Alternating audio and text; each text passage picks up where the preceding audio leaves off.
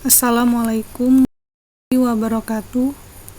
Baiklah, nama saya Dianti Pahrundika, NIM 1930202159. Dosen pengampu Dr. Muhammad Isnaini, SAG, MPD.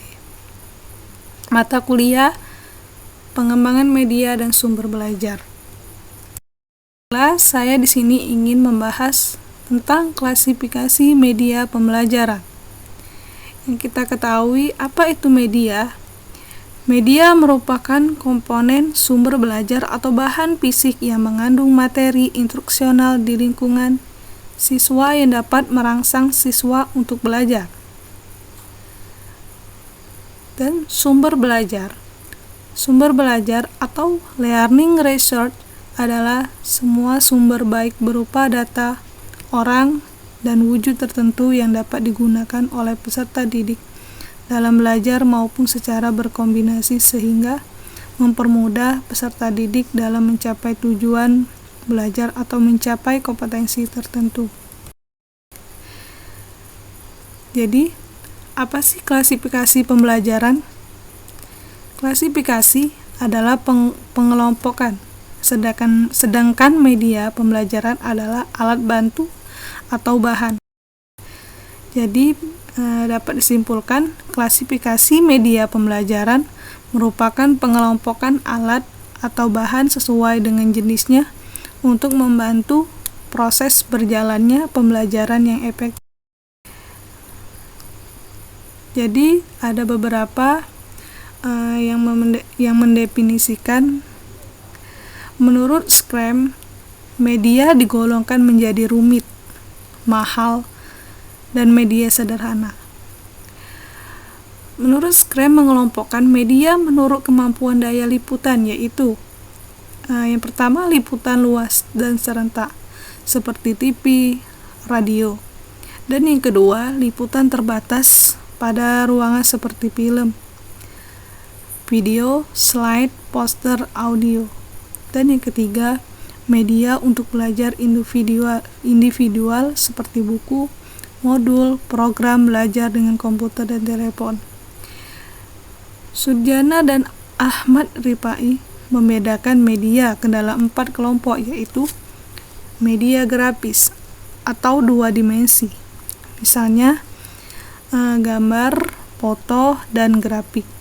Yang kedua, media 3 dimensi, misalnya model susun dan model kerja.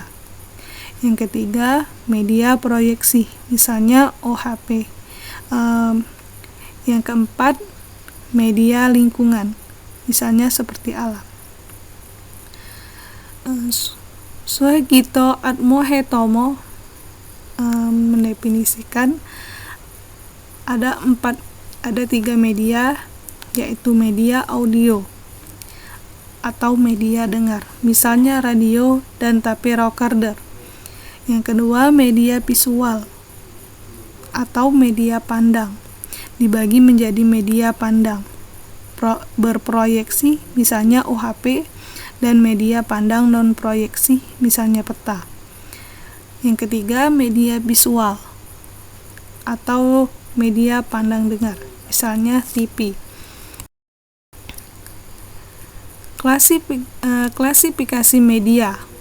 Kelompok media instruksional menurut Anderson, yaitu yang pertama audio, yang kedua cetak, yang ketiga audio cetak, yang keempat proyek visual diam, yang kelima visual gerak, yang keenam visual gerak dengan audio, yang ketujuh benda, yang kedelapan manusia dan sumber lingkungan, yang 9 proyek visual diam dengan audio, yang ke-10 komputer. Klasifikasi sumber belajar. Menurut Wiryo Kusuma Mustaji, ada 4 klasifikasi sumber belajar. Yang pertama, pesan, yang kedua orang atau manusia, yang ketiga bahan atau material, yang keempat alat atau peralatan, yang kelima teknik, yang keenam lingkungan. Selanjutnya, karakteristik media dan sumber belajar di sekolah dasar. yaitu yang pertama media grafis. Di dalam media grafis itu ada sketsa, gambar atau foto, diagram, bagan atau chart, grafik, kartun, poster, peta dan globe, papan planel. Yang kedua, media 3 dimensi. Di dalam media 3 dimensi yaitu ada model, benda asli, diorama, boneka, dan topeng. Dan yang ketiga yaitu media audio. Dalam media audio itu ada radio dan laboratorium. Yang keempat, media proyeksi. Media proyeksi di dalamnya itu ada media transparansi, film, televisi. Dan yang kelima, media teknologi komputer interaktif. Terima kasih.